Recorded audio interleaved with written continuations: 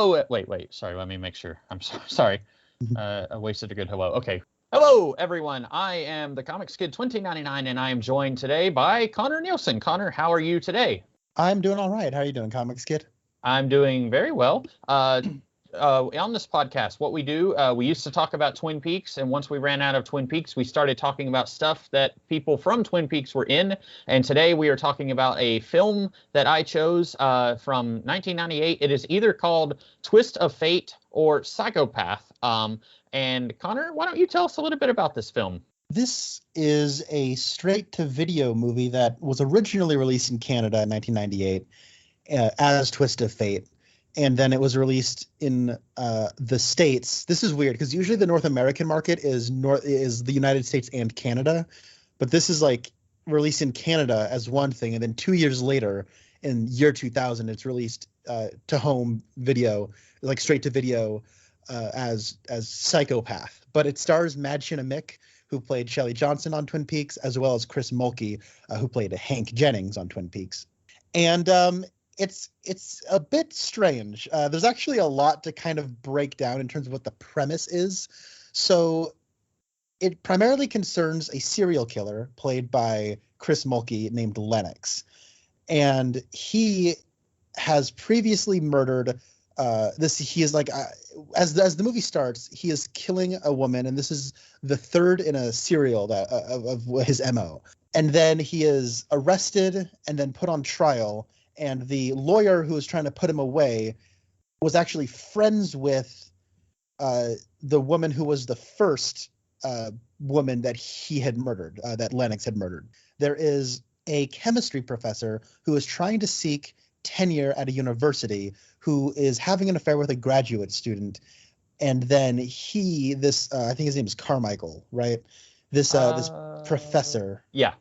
Yeah, so Carmichael's this professor, and he is then selected as the jury member, for this trial. And then while this is happening, he's kind of trying to the grad student that he is having an affair with is realizing that her contributions to his research that's going to get him tenured left out her credit, and so now she is blackmailing him. And now he's trying to deal with her as this case is happening. So that's, I guess, the general setup. And then we'll get into spoilers. But if you want to watch this movie, it is on YouTube. If you just type in Twist of Fate 1998, it runs about an hour and a half. Anyways, to me, this was very obviously kind of like a pretty lower budget, straight to video thing that's trying to capitalize on stuff like 1990s courtroom dramas, which there were a lot of, probably something like Primal Fear. I've never seen that, but I'm kind of aware of its twist and like the general tone of that movie.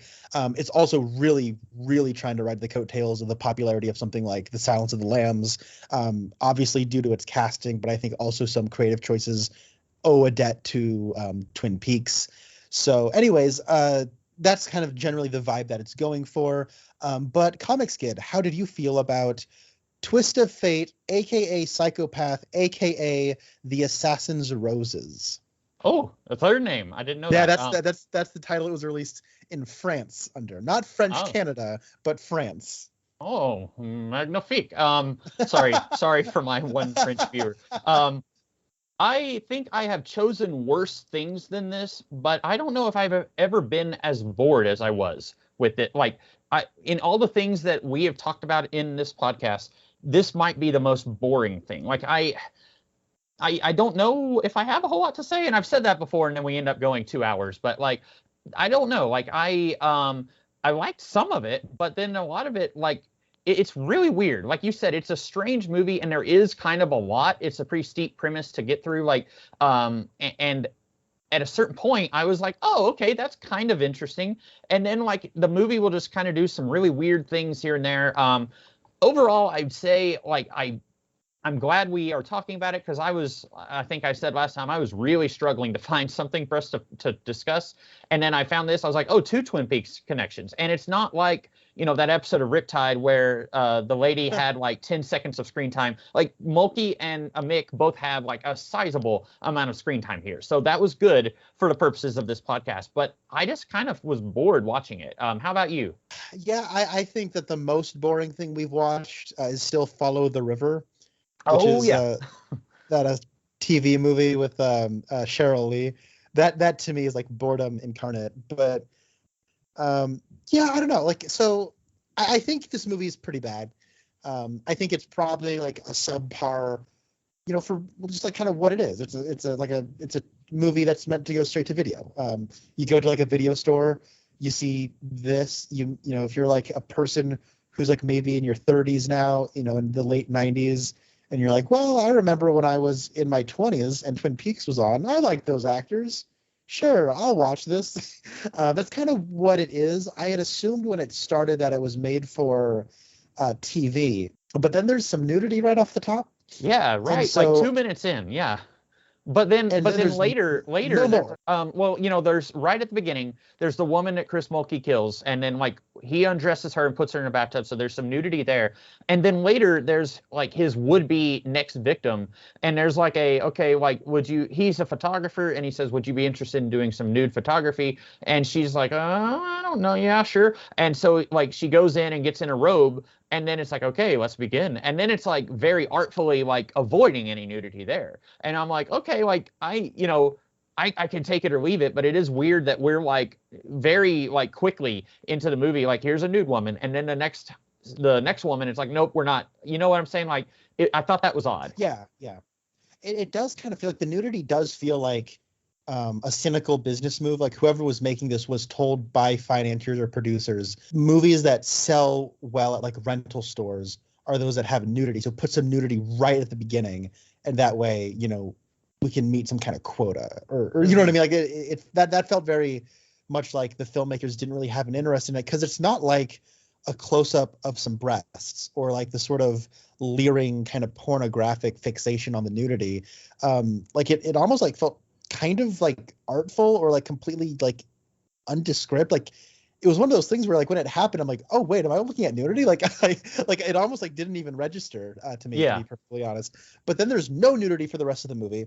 There's like no F bombs or like any harsh language at all, right? Like, am I can't think of anything. I think other than that nude scene, which happens very quickly, this could have been a PG-13.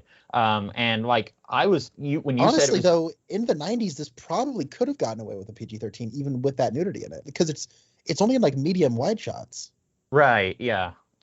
And Anyways, yeah, like when you said it was a direct to video, I was thinking, because I could not find any information on this. I was looking like for trivia on Internet Movie Database, couldn't find anything, and like I was thinking, everyone involved with this probably likes to just forget it happened, but so that's why there's like no info on it. So I was thinking, oh, this was just a TV movie. But yeah, I mean it's about the same like caliber of like quality as what you would see almost. Would you say like if you just had like a TV movie, not on the Hallmark Channel, but like, you know what I'm saying? Like does these like lower par crime movies or something like that. yeah, I feel like, because I was trying to figure it out, and I was sort of looking it up, and I was able to deduce that it was made for video just kind of through implication, because I was looking at like the release on the IMDb, and it was like, I think it was a TV movie in some countries, Oh, but funny enough, Canada was not listed, but this is a Canadian movie, okay. and it said the United States in the year 2000 as Psychopath, and that was kind of interesting to me. So I'm assuming that this was made straight to video because that's the way it was released in the United States. I'm assuming that's the way it was released in Canada, and that's like its original release strategy. But I was thinking, like, if this was an HBO movie or like Cinemax or like something like that, like I would have assumed there would have been more nudity, more coarse language, more of those things that you can get away with on like a premium cable network that you can't get away with, elsewhere. And like that's why you put that in there, is because that's to a certain level what people are paying for premium cable for. I guess just to kind of answer your question initially, like what I thought about this movie was the first chunk of it was kind of wild because I couldn't really figure out what it was. Yeah, It sort yeah. of jumps around genres and tones, where it sort of starts off like an erotic thriller, and I'm like, oh boy, I love like sleazy 90s erotic thrillers. Sign me up. I'm down. This is going to be great. But it's not really that. And then it's more of like a crime procedural. And I'm like, oh, okay. Like, I guess I can do this. Like, sure. Like, let's kind of see what we got here. It's a little hokey with like kind of the, Madchen and Mick is the determined lawyer, and then it becomes a courtroom drama. And I'm like, okay, I guess it's a courtroom drama. And I'm like, wait, hold on. Like, I feel like we've jumped genres like 3 times now, and the movie hasn't even been on for 20 minutes. Yeah. And then like the courtroom stuff is kind of dealt with by around minute 35, I want to say. And so I'm like, where is this going? Like, it's moving so fast. And there's a lot of really stupid things that like are happening in terms of like how like the legal system works. And I'm like, I got to just sort of turn that part of my brain off because maybe they don't have the resources, maybe they don't have this or that. But then like there's a part in the middle where I felt like it was the movie revealing its hand to me, where you start finding out like Carmichael sort of the professor character uses his position as a jury member to sort of take the information and the MO of the Lennox character. He gets off on not guilty, and then he basically does a copycat crime. And I thought that stuff was actually really compelling and kind of cool and interesting, and it's a kind of dramatic irony I'd expect to see in something like a Twilight Zone episode or something. I actually quite liked that, and it kind of sparked the idea in my head. Now, on your channel, you every so often like doing a how I would fix this movie. That was kind of what I was doing in real time as I was watching this movie during that segment, where I'm like, okay, I kind of had a whole idea of like I could maybe do a pitch later, but like I kind of have an idea how you could do this, and then so I'm like, okay, so this is actually what the movie is. Cool. But then that's not what the movie is. The movie kind of pivots back into being about Madchen and Mick and like her and the rivalry she has with the Chris Mulkey character. And then for the last like 30 minutes, the movie gets so boring. As like a not Lord of the Rings, as a Silence of the Lambs sort of knockoff, it's like just kind of this uninspired, boring, cheap kind of thing where I was pretty much done with it by the time the credits started rolling. Wouldn't it be great if it did just take a Lord of the Rings turn where like Chris Mulkey tells Madchen that like I need you to take this and go to Mordor, and then suddenly she's just traveling with dwarves and a wizard and she's like, but I really got to get back and I have to prove that he's guilty, and then the wizard is like, no, we got more important, like every 10 minutes let's just have a genre shift where it's like, and now aliens, like sure, why not? Yeah, Chris Mulkey is like, don't you remember your friend? And she's like, don't tell me. I was there 3,000 years ago when you killed my friend. And it turns out that they're elves. Yeah. Because that was honestly a question I had, where I'm like, you mean to tell me Madchen and Mick, her college bestie, and Chris Mulkey were all in college together? Like Chris Mulkey is conspicuously at least 20 years older than she is. Yeah. Well, and it doesn't help that like, if you told me that this was filmed like 10 years earlier, I would have believed you. Like, Madchen and Mick aged very well from Twin Peaks to this. And Chris Mulkey, I'm not going to say that he like, oh, what happened to him? But he looks older than her. You're right. And like watching this, it's not her fault, but I was like, I cannot take her serious as like a hardened lawyer when she looks like she's still in college. I think that was the thing. Like, it's like she didn't age in like the 7 years since Twin Peaks ended. Yeah. And that happens. Like I was thinking of like Jim Carrey from like In Living Color to like Mr. Popper's Penguins. He looks the same. And then suddenly he's like, oh, whoa, what happened? Like, and it happens. But like, I don't know if I would have chosen this movie if they had done this. Maybe they should have chosen someone else to play this lead character, because I don't know, she would have been better as like one of his potential victims. It would have given her a lot less screen time, but she doesn't look old enough to be this character that the show or the movie is trying to tell us she is. She looks like she's in high school or maybe college. You're right. Yeah. And also you were saying the thing that you thought compelling was when the teacher, who by the way, he was the voice of Binky Barnes in Arthur, the animated PBS series with the aardvark.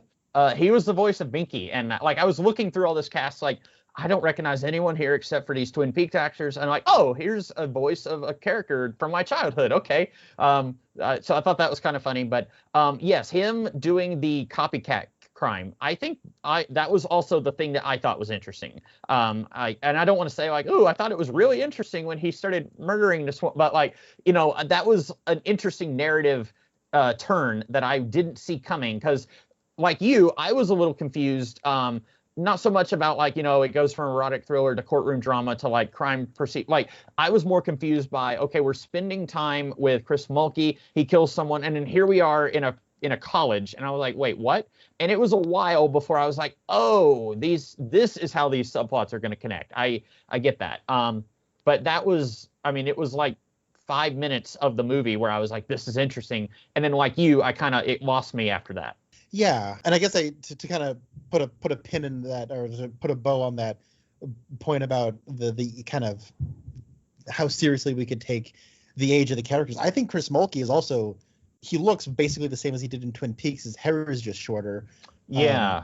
But like, reminder, Chris Mulkey played the husband of Norma, a character who's like at least 10 years older than Shelley. Like, yeah. So, just that, I guess that's kind of to explain. It would be weird if in Twin Peaks we were supposed to believe that Hank and Shelley were like in the same age range and went to college together. Not that older people can't go to college. It's just the way it presents it. It's like when you watch the Green Lantern movie and they're like, Hector Hammond and Hal Jordan and Carol Ferris all went into like elementary school together, and it's like, I don't buy that. Yeah. And their Hector went on to become the mayor of Gotham City, or the governor. Oh, yeah, exactly. Yeah. But yeah, by the Riddler apparently.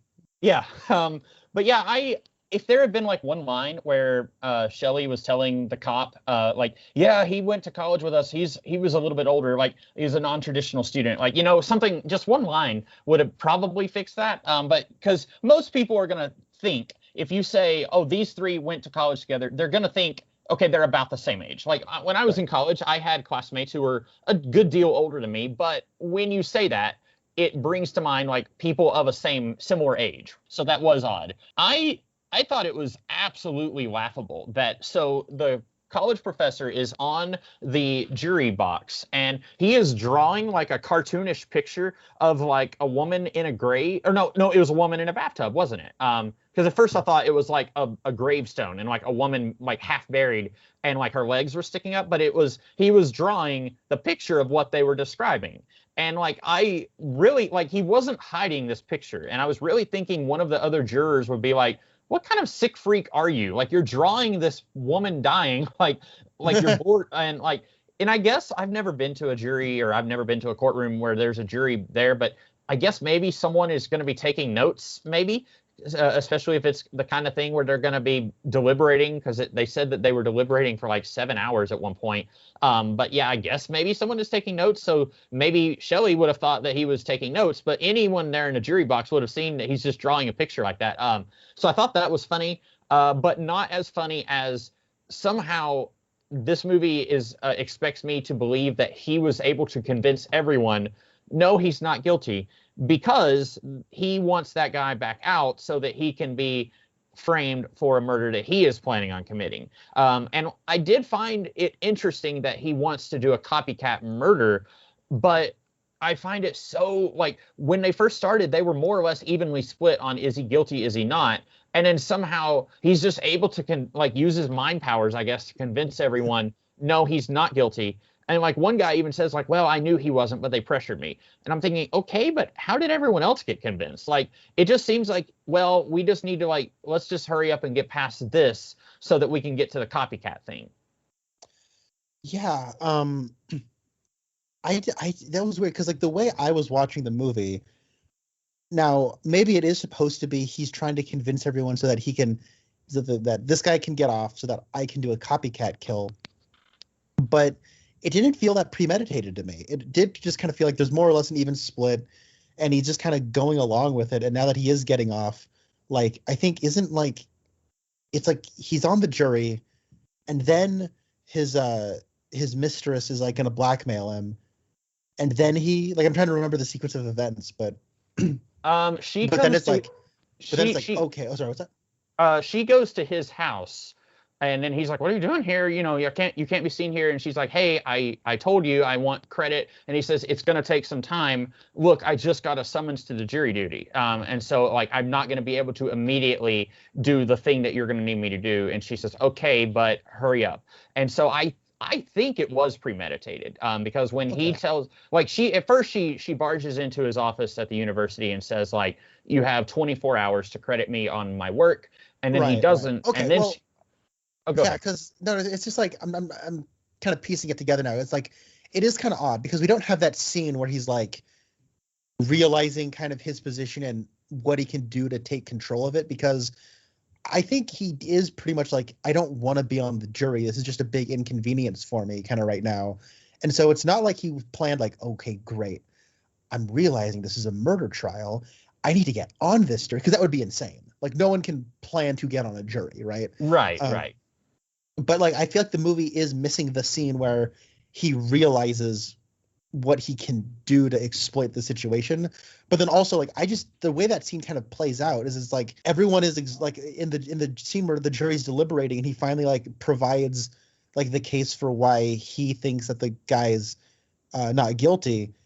The problem is I'm on the movie's side, like I'm on his side, like because Madchen Amick is the world's worst lawyer. Mm-hmm. So like yeah, like based on the evidence, like if they didn't have that opening scene where we watch Chris Mulkey kill this woman, like I would assume that he's not guilty. And it's like because like they have no evidence, and they acknowledge it, but like they even acknowledge they have no case. It's like it's crazy. I think. I will tell you one thing that made watching this movie easier is pretending that this is set in Gotham City and that Batman is in an alternate dimension with the Justice League for a couple weeks. And this is like in Gotham City, you have to bend the rules a little bit in order to get things done. That's something that we see Harvey Bullock, he does all the time. I feel like watching this and pretending like that's what's going on, I was like, oh, okay, yeah, everything fits into place now. After the university professor kills the woman who's blackmailing him, then because he called the photographer, he called Chris Mulkey and said, "I need you to come over and photograph my daughter, but it has to be tonight."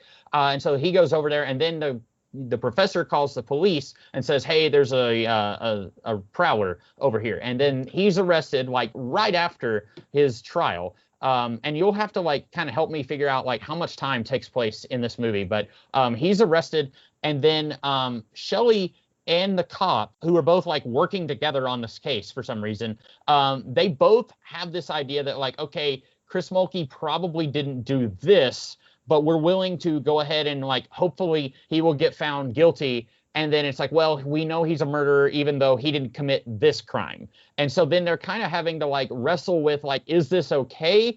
And some of that I find interesting, but I don't think it's played with enough. I don't know. Maybe you have a different take on that. I agree, because it's like that is a good idea where it's like the person is a murderer. The movie has shown us that. It's the opening scene of the movie.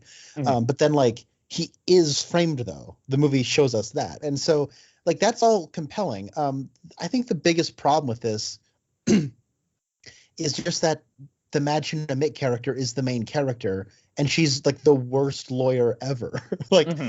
And that kind of part of that does kind of play into like I do think Madchen Amick is miscast, but I don't think you could really like if you get like an older, more distinguished woman, then like it would just play off like, wow, how did you become like this great attorney when you're this bad at your job? So like maybe her being younger is a mark in the movie's favor, where it's more believable that a younger, more fires from the hip kind of younger personality works for it. But let's just break it down, because it's kind of crazy fast how fast they get into like the trial, right? Mm-hmm. Or because it's like there's like a point where the defense attorney is like, you guys don't have a case, and she's like, you're right, we don't yet. And I'm like, okay, so what we're going to do is this is going to be like a courtroom drama. We're going to see them like, gathering evidence, interviewing people. Then it's like the next scene they're in court. I'm like, oh, I wonder how much time has passed. Like you were wondering, because then it's like they're in the middle of trial, and it's like they haven't picked up any new evidence since the last scene. And it's like, wait a minute, you guys went to trial with that little evidence? Like, why? Hmm. And then it was like you were saying it was kind of laughable how like the attorney was like drawing like, you know, like almost like a newspaper sketch of like a woman in a bathtub being drowned. Like kind of the part where I started to raise an eyebrow was like the 1-2 punch of they're just in court like already going to trial with this, but then B, uh Shelley like goes over to the jury and like starts talking to them and like handing them and asking the jury questions, and I'm like, you can't do that. Like Hmm. maybe the rules are different in like Canada, but like I'm pretty sure the jury's supposed to be impartial, right? Like Yeah. I thought that like that's like one of those things where it's like I understand that in like 100% of courtroom dramas they bend the rules of court to make it more entertaining and more like it has that more emotional impact as like a narrative. But there are certain things where it's like you just don't. There are certain rules that you just have to keep to like make the illusion like good enough, right? Yeah. So like there's never like a surprise witness testimony. That doesn't happen in court. There is no new evidence that is just going to be dropped in the middle of the courtroom because that's not the way that works. But in a movie, okay, fine, you can deal with it. But things like asking the jury questions, you don't ask the jury questions, you ask witness questions. That's why they're witnesses. Like Hmm. it's stuff like that that's kind of silly. Yeah, I was also thinking of the like, hey, we have surprise evidence or a surprise witness, like, and how no, that doesn't happen. Like Dan Slott, who, oh wow, I feel like an old man, 20-ish years ago was writing She-Hulk. He said that it's a tricky thing because you, the audience, you do not want to read a really boring law book, and so you don't want the writer to spend time studying a really boring law book and then just regurgitating that on a page. But at the same time, you want it to feel real. There's a thing called verisimilitude that Richard Donner, he kept talking about this whenever they were making the Superman movie. Like you and I both know, there's no such thing as Krypton. There's no such thing as a man who can fly, but the movie makes it feel real. And so you want a courtroom thing like this to feel real, but it also, like you said, it needs to be entertaining. So it doesn't need to just be a really boring, dry book about precedent in the law, in a court of law. And so there's a fine line to walk. But like you said, like there are some things here that when I was a child, I would have said, hang on, I don't think that that works like that. Right. Honestly, I thought the best character in the movie was the defense attorney, like the public defender who's like assigned to Lennox, where like he's actually a good lawyer, where like all of the things he's doing in the defense of this person who we the audience know is a serial killer, like he's not wrong. Like everything he's presenting in terms of like what the evidence is and like what like all of and like he has like this whole backstory, which now the guy's not a very good actor, and in terms of like the scripting, it's all very ham-fisted and just kind of dragged and dropped into the middle of a couple of scenes. But I found him to be a much more interesting character in terms of this guy who used to work for the big law firm, and because he didn't really care about the little guy, all of a sudden, like a guy got wrongfully convicted and then got killed in prison, and so then he quit the big law firm to become a public, what's the term, like public defender, is that what it Yeah, is?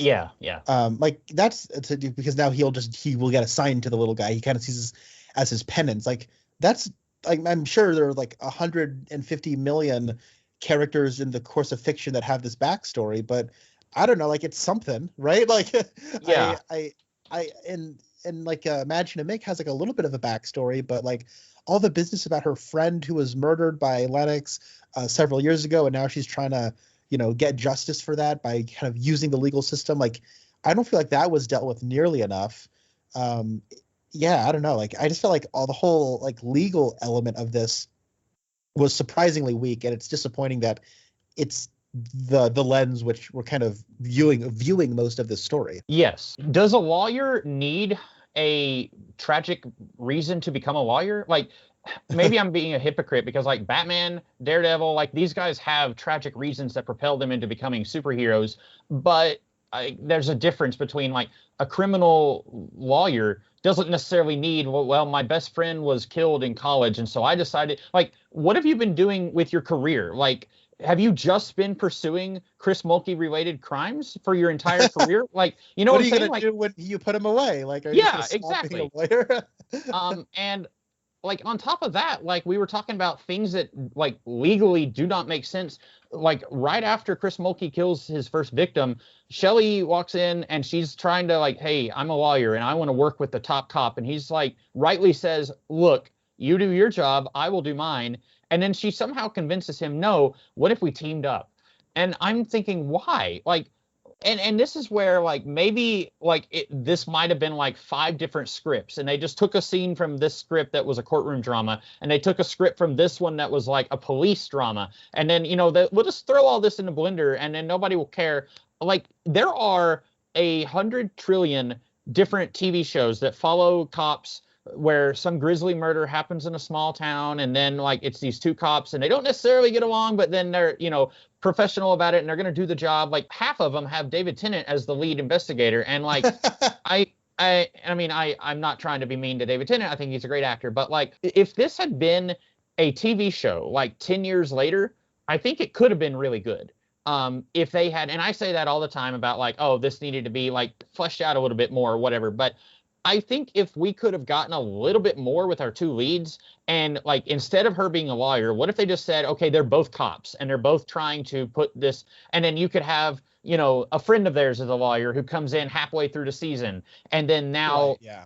you get a trial or a couple episodes on a trial. And like, because how long does a criminal trial take? Like the last, like if it's something huge, sometimes it could take weeks. And like, I don't even. How long did the like Amber Heard Johnny Depp thing go? Like a lot longer. A friend of mine was on a murder trial jury last year. Okay. And she said it took them months, and she was just an alternate juror. Like it went on and on and on. Yeah, and this feels like it's like in one day. Like, okay, Chris Mulkey, you're on trial. Okay, jury, get in there, and then 7 hours, and they're like acting like it's what's 12 Angry Men. They're yeah, like, it's we've been in here for 7 hours, and I'm thinking like. Yeah, that's probably a pretty average thing. Like I have, knock on wood, I'm never going to be summoned for jury duty, but I've never have been. But like my understanding is if you get summoned, you're going to be there at least a few days. Like, and like you're saying, like months for like a full blown thing like this. So it's really weird to me that like in that time, what if that woman just decided, you know what, this is taking way too long. Even with jury duty, he should be able to like fix this, and he's not doing it. So I'm going to go ahead and release. I'm going to open up the blackmail stuff that I've got on. I'm like, there's so many different things that should have happened that don't because they're like, well, we have this neat idea of maybe this guy like does the copycat thing and then, he tries to frame Chris Mulkey. And like I said, that's my favorite part of the movie, but there's so much weird around it that it's hard for me to swallow that part. So it's like everything with this movie, the execution is stupid. But I do like that central idea of the copycat. Like honestly speaking, like that's the type of thing that like I would come up with in my own writing. Now, when you look at it in context, it's kind of stupid. Like obviously, this guy would get found out in like 2 days. So you mean to tell me this woman's dead? One of the people that she was associated with was this professor who was the foreman on the jury of like you know what I mean? Like of a killer who has the exact same MO. And the MO is kind of the same, except they were kind of sloppy and some of the details were wrong. It seems like a copycat killing. I wonder who could have done it, right? Like, yeah. But the idea of somebody who is like a jury member or somebody, maybe they don't need to be a jury member, but somebody who is maybe looking at a case and then takes advantage of the serial killer getting off on an acquittal and then framing that same serial killer to kill somebody of their own. Like that's not a bad idea in terms of like a cool, like dramatic irony thing. And I think like in order to do that, I think like my pitch is like, so I would actually like to see this like get remade, maybe just as like a short, maybe as like its own movie, but I'd like to see what like a David Fincher would do with this. And maybe honestly, like this would be very different, but like if Paul Verhoeven made like this a movie, it would be awesome because everyone would be an unlikable, terrible human being. But because Paul Verhoeven's making it, it would be very, very entertaining. But like what you would do is my pitch is this: you get rid of like the Madsen and Mick character, you get rid of the cop character, and you make the main character the professor. And Yeah, you yeah. sort of zero in on him being kind of a scumbag, trying to get tenured and like taking advantage of a grad student to like take advantage of her research, not credit her, and then she gets wise to it and then is going to blackmail him. And so what he does then, like to make matters worse, he gets summoned for jury duty, and then as he's on a jury, he gets this idea. But what you do is you make it ambiguous as to whether the guy is guilty or not. You know what I mean? And Yeah. so like you don't show us that Lennox is a serial killer. Maybe it's like they don't have any evidence, but in court he's acting really erratic. So maybe the optics, you know, in terms of like the court of public opinion, they all do think he's guilty, but the evidence doesn't line up. So that's why there's a split jury. You do something like that, and then once he gets off, then he frames the guy. And then, like, you know, you make it so it's a better frame job so that it can't get figured out in 2 seconds. Or I don't know, maybe you don't make the setup the same with like the grad student. Maybe you don't make the two that linked, but you do something. Maybe his friend is like getting blackmailed, and so he's gonna murder like this woman who's blackmailing his friend and framing the killer on her. Like, you know what I mean? Like you do something like that. And like I think that kind of stuff would be cool, because then the serial killer, who may or may not be a serial killer, now is getting framed for something that they didn't do. But like that kind of thing, like I think that there's enough there to really make that work. Yeah, before you even said like make the college professor the main character, that's kind of what I was thinking while we were recording, that like if we could zero in on him, like, and like he's, you know, starts off, he's not great, but he's, you know, not like kind of a very fast version of like Walter White, where you start off, it's like he's a decent guy, I mean, a little scuzzy, and then he goes further and further in trying to, you know, well, I've got to make tenure, and in order to do that, I've got to do this, I got to do that. I think that would be much more interesting. Yeah, I think that's like the David Fincher version of it, where he is sort of like seeing that there is this darkness within him that is just more and more is coming out. Or you could go the Paul Verhoeven route, which is he's always been this much of a monster, and we're just discovering more and more of it as we're watching him. I think like those are two kind of cool routes you could go with the same material. Exactly. You were also talking about like how ludicrous, where it's like, oh, like the foreman and all this stuff. In the very first scene when Chris Mulkey goes to the first victim we see how careful he is. He goes up a stairwell into a hallway in an apartment, and he throws he's under a security camera. He throws his jacket up so that it covers the security camera. And then he goes on to the room, and he, I don't know if he has gloves on at that point, but he takes something like a napkin or something and knocks on the door, so that he's like, not only like his fingerprints aren't on it, but not even like skin cells or anything. And then like we see how methodical he is, and he is not like leaving anything to chance here, where like he goes in, he gives her some flowers, and he puts something on the flowers that makes her a little bit groggy, but then he needs additional chloroform to actually make her pass out. But we see like he's good at this. And then when the college professor, when he goes and he knocks on her door, he's not wearing gloves. And like he's not good at this because he's never done it before. But you would think, like, because eventually they do find a mistake where they're like, okay, this was in your car and your wife said you weren't home on this day. What is going on? And so he's kind of like, oh, well, you got me. But I feel like there would have been even more mistakes, like, because we see how different he is in doing this same crime than Chris Mulkey. And so I feel like it would have been like there's even more stuff. Like you mentioned all this stuff where they would have said, yeah, this is our guy. I think there's even more. Yeah, you're right. Ooh, the Coen brothers would probably do a cool remake of this where you don't even change how bumbling he is. You know what I mean? Like he is bumbling and he thinks he can get away with it, and then he doesn't because he made all these stupid mistakes and wasn't thinking more than one step ahead, right? So yeah. I don't know. I'm sorry. I'm just thinking of all these different. You describing that, I was like, oh yeah. No, there's a way you could make him being kind of like a boob, like that could work. The Coen brothers made an entire career out of this. I should also say you mentioned that the other lawyer, not Shelley, but the other guy, that he was the most interesting character. I really liked that he does get Chris Mulkey off, and then when he thinks that Chris Mulkey has struck again, that he feels guilty about it. And that's something I don't know if I have ever seen. I don't watch a lot of like Law and Order or anything like that. I don't watch that kind of stuff. So maybe that is like a tried and true trope in these types of stories, but I had never seen a story where the lawyer feels guilty for like, well, I did my job. Like the legal system says I have to do like, a lawyer will be provided for you, and the lawyer is not just gonna like, who cares? Like, I know he's guilty, so I'm not gonna try very hard. Like, you don't see that happen. They are trying their best when they're doing their job. And then he turns around and says, well, the guy that I just sent back out on the street he's murdered again. And like, he feels remorse for that. And I felt that was interesting. But again, that only lasts about 30 seconds in the movie. Right.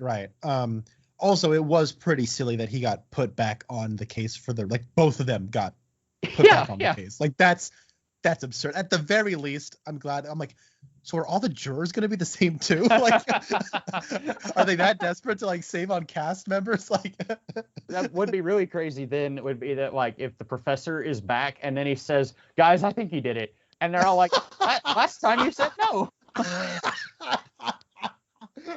Oh, that's awesome. That would have been hilarious. But to your point earlier, though, you had said that, like, we really go out of our way to show us how methodical Chris Mulkey is. And you're right. Like, that whole opening sequence sort of gave me Twin Peaks vibes because, first of all, the music feels very much influenced by like that Angelo Badalamenti, low synth kind of sound.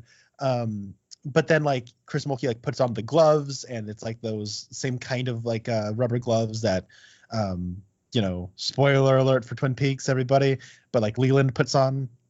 And I'm sure like that's not exclusive to Twin Peaks, but you put enough of those elements there, it's Chris Mulkey putting on those same gloves while that music is playing. Like, it definitely evokes a Twin Peaks vibe, whether intentional or not. But then at the end, Chris Mulkey is just being the goofiest, sloppiest, like, serial killer I've ever seen, where he's like smashing cops over the head and like going to like kill the lawyer, then like going back to prison in a car. Like, it's nuts. It's like, it feels like a far cry from the methodical guy that we saw at the beginning of the movie.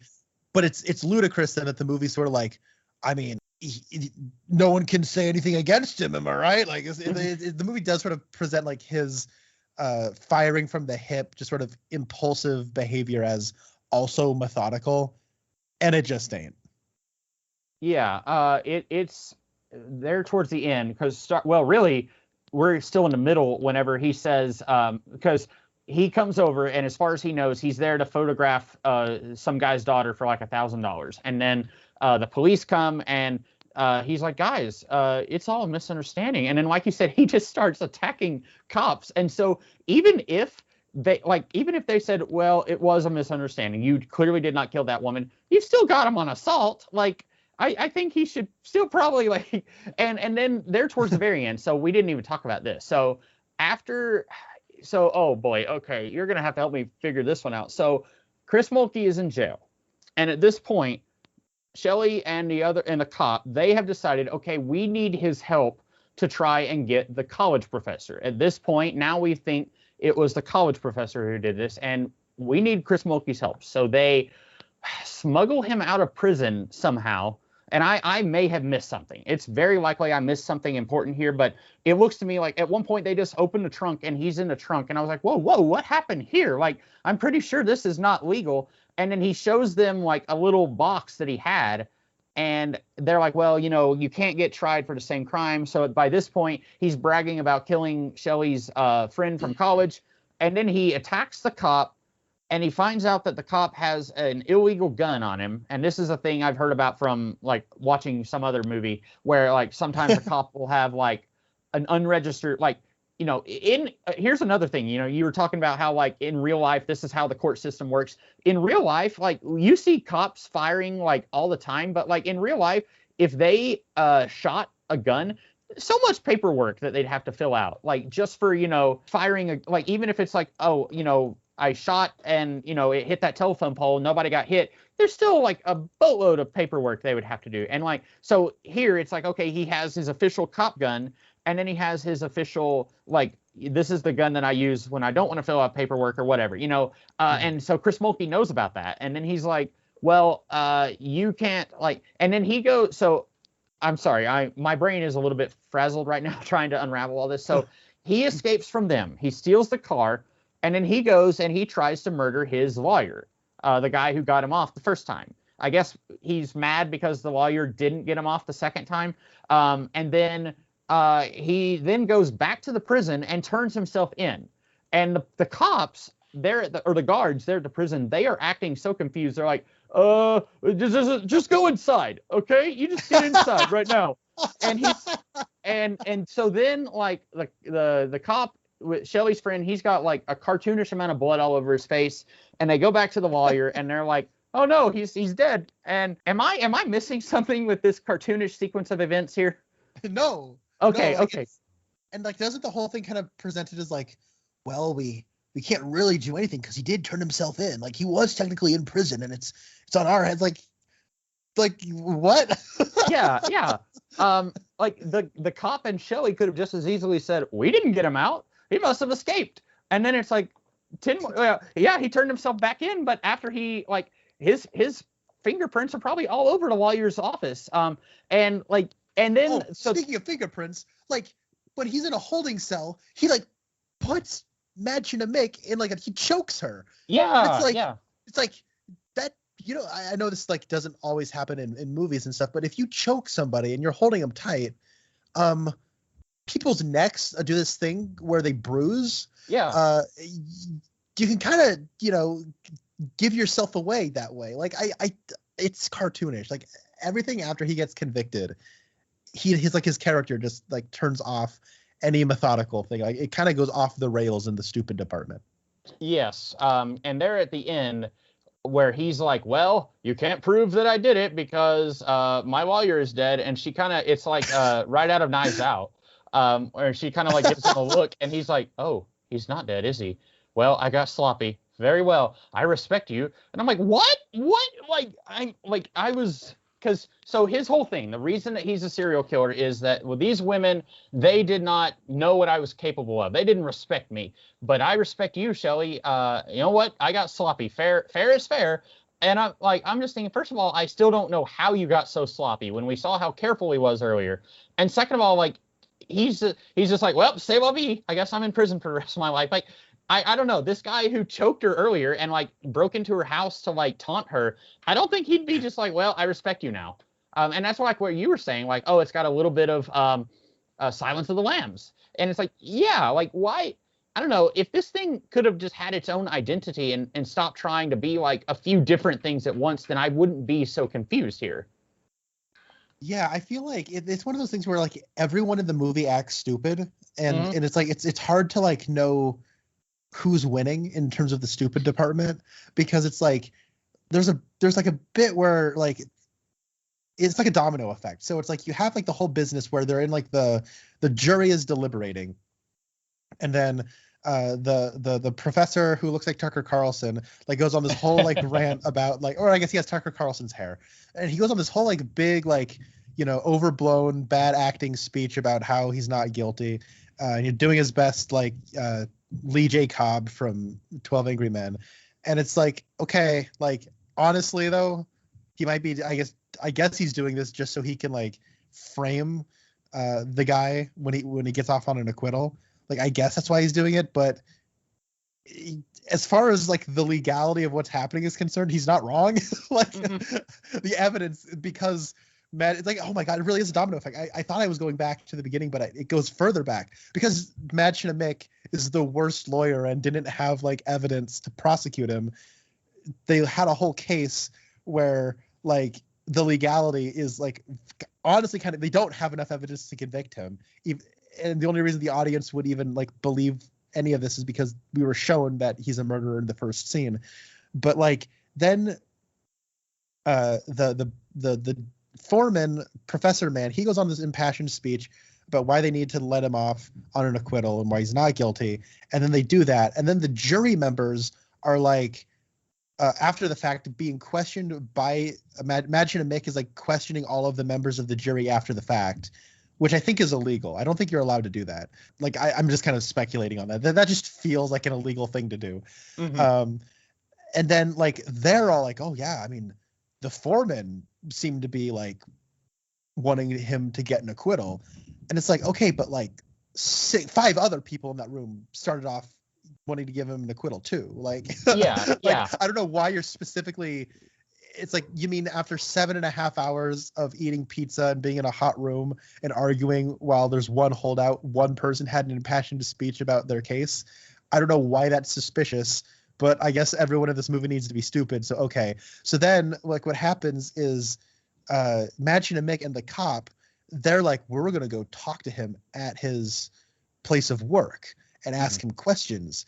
And it's like, that's a pretty stupid thing to do. I think, like, you there's like probably maybe 100 different ways that's a better way to maybe like get to him than doing that, but whatever. So then they go there, like he goes there, the cop does, to not interview him, but to like question him about whatever, ask him questions about like his grad student mistress who he murdered and framed.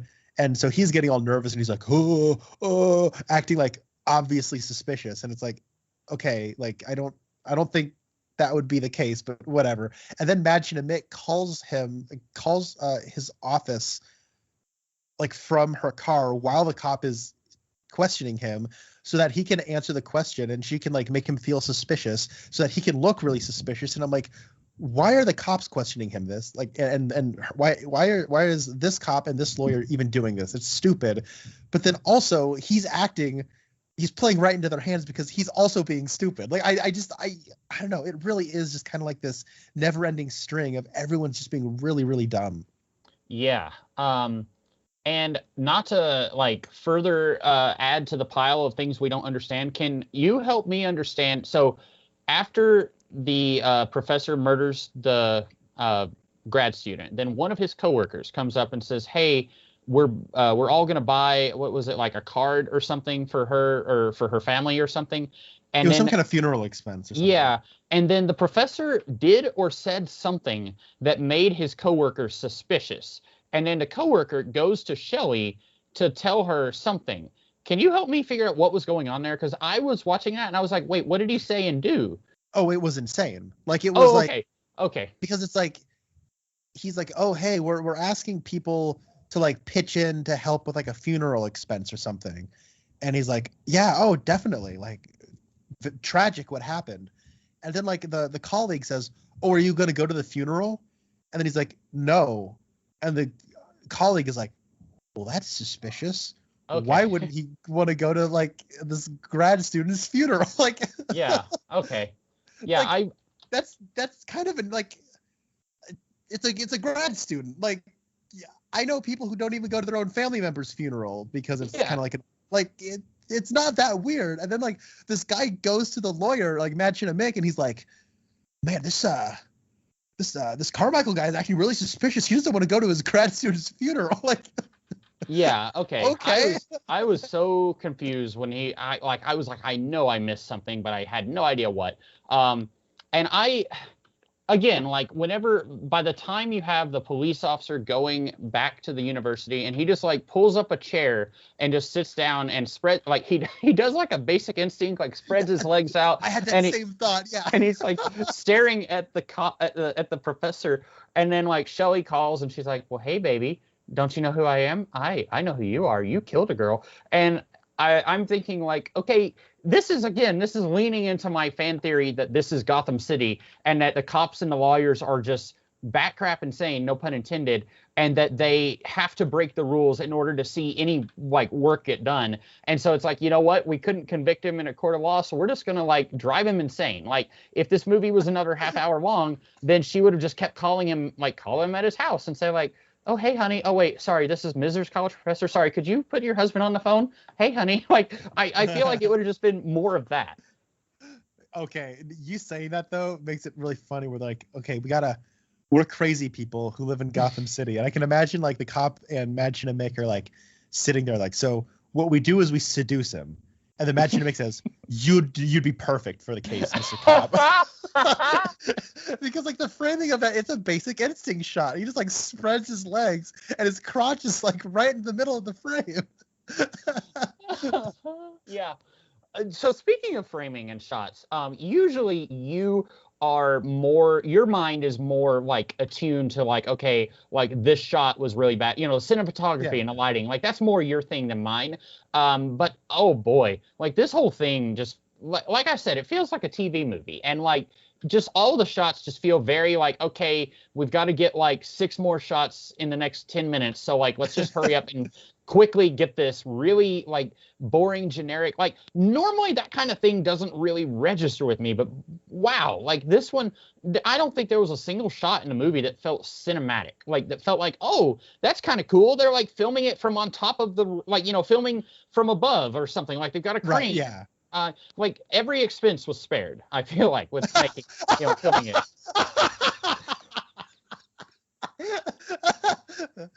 That was really funny. Yeah, that no, you're right. Like, and like this is one of those things where I don't like, making like it's like it's a straight to video, like made for TV kind of thing. Like, it's one of those things where I hate to like drop the bar in terms of like what I expect from something, but early on, I think like when they're going in and out of like that one apartment room, and it's like you can just sort of see like every time they open up the door, you can see the shadow of the boom mic. Oh, yeah, this is that kind of movie. Makes sense. Well, and I don't want to be that kind of guy. Like if someone says like, oh, the CGI from this movie from the 60s is really bad. Like, yeah, it was the 60s. Like, don't compare it to like Lord of the Rings. But like, this came out in '98. There was a pilot episode for a TV series on AMC. The series was the Nero Wolfe Mystery, based on mystery books by Rex Stout from like the 30s. It ran 2 seasons, but the pilot episode was like a 2-hour TV movie. And it was just 2 years later. It looks so much better. Like, watching this, I kept having to remind myself, this is the late 90s, not the early 90s. Right. No, that's a good point. Yeah. And like part of that, again, is Shelley. Like, she does not look older, but also just the quality. And maybe if I found this on DVD, it would have like a better transfer, maybe. And watching it free on YouTube, like, it's going to not look great, but it just looks like poorly made. And I'm like thinking of things from this time period that just look so much better and like have better looking shots, and like it feels like someone was thinking about what they were going to do instead of just like, I'm thinking about this, it's just a paycheck and I'm going to move on to my next job right after. Yeah, I'm thinking of like something that was made in the early 90s. This is later 90s. Something that was made in the early 90s. What's something lower budget, like a comedy? Have you seen What About Bob? I have, yeah. That's one of my favorite movies. I love What About Bob. Like, but not exactly going to win the Oscar for best cinematography. It's a comedy, right? Like, yeah, that was like just shot. Like, I'm sure most of the budget went to getting Bill Murray and Richard Dreyfuss. But like, yeah, that, and also like, even though that is sorry, I was going to make a stupid joke. The kid from the Dick Tracy movie. Sorry. Oh, and wasn't he also in Hook? Was that the same kid? Oh, maybe. I have to confess, the last time I saw Hook, I may have been about 7.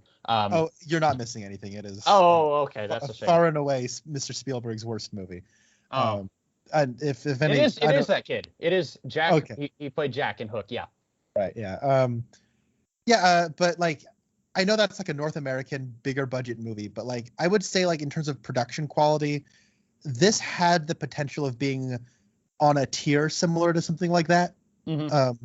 And so it's like, yeah, like it is very much like a lower budget TV movie, and I don't know what their budget looked like, but yeah, not exactly the world's best looking movie. And I think at least for myself, if the story had been better, I probably would have been a little more forgiving of the boring shots and just the general bad cinematography. You might have still been like, hey, the cinematography is not great, but like if this had done kind of like what you said, like let's focus on the college professor and seeing this through his eyes, I probably would have been willing to give it a lot of slack if it had done something like that. Yeah. I think one of the things that is kind of make it bland to look at is it's just like every location, or a lot of the locations, are just sort of like nondescript white walls. People are just kind of wearing generic clothing. By the way, Mädchen Mick. I think everyone like, who doesn't like Mädchen Mick? She's great. Mm-hmm. Obviously very, very beautiful. What is up with her hair in this movie? I was like looking at the poster, and like, well, and the poster looks even kind of different than, like, the poster looks a little different. She almost looks like she's supposed to be a Vulcan on Star Trek.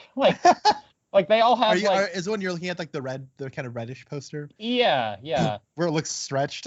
Yeah. And what I love about since we're on the poster, like it's got the defense attorney guy, the defense attorney, and he's got like a scar on his face, like a really prominent scar. And I do not remember that in the movie. Like it looks like a freshly cut like scratch right down one eye. And I'm like, it's on both of these posters, so I don't know. Question. Yeah. Why is it called Psychopath? I don't know. I don't know why it's called any of those things. Like I guess the roses one you said is probably the best title because he actually uses roses like in his killing. So yeah, but he's not an assassin though. Well, no, he's not. I don't know. Like they're like, very generic Twist titles. of Fate is very generic, obviously, but like I don't know, having like this sort of you are a person who is a serial killer and you're able to get acquitted. But then someone framed you and you get put away for that. That does feel like a twist of fate. I don't know, Yeah, that's true. Yeah, and it is extremely generic though. I will grant you that. Yeah. We didn't talk about the other lawyer, like the older guy. I think he was a law professor maybe, and his daughter was the victim like years ago, and he was like her mentor figure, but he's only in like 2 scenes. Yeah, it's the dad of her college bestie. Yeah. And he's like there to be like, when you're a lawyer, you got to do this and that. And I was, again, like, and it's no wonder that we were both so confused at the beginning of the movie because it's doing so much, like where a lawyer shows up at a crime scene and says, I want to help. And it's like, that is not how this works, but okay. And then like, we introduce a second subplot and both of us are like, what is going on here? And then it's like, well, now here's an old man who's being a mentor, but not too much because we've got like 6 other characters that we have to juggle around. And so it was one of those things looking back, like I would say like, let's just get rid of that guy. Like, and I mean, you can keep the like, oh, she has a tragic reason for becoming a lawyer, I guess, but we really didn't need to see her dad, I don't think. Yeah, that was unnecessary. There's like actually a lot. It's weird because it's like there's a lot of characters. I think there are too many characters, too many subplots. And yet, like, as the thing progresses, because this wants to go through multiple trials, multiple, like, sets of evidence, multiple, like, scenarios where the, Lennox is going to, like, kill people. It all of a sudden, like, like, you see the limits of the production very early on, where it is sort of like, okay, we probably aren't going to get another, like, public defender assigned to Lennox because that means hiring another actor. And we can't do that. Yeah, it was certainly a film. Out of all the ones we've talked about, it was one.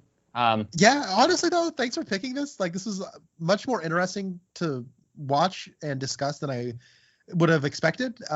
Yeah, me too. It's certainly a better film than Killing Me Softly, even though that is one of the most deranged, beautiful things I've ever seen in my life. But I probably would rather watch Killing Me Softly though. Like when we first started talking about this, I was like, man, I hope we can get 10 minutes. Like I didn't think there'd be anything to say about this. But yeah, like I said, like we have talked about worse things, but I think a lot of the things that are worse are also more entertaining to talk about. That's true.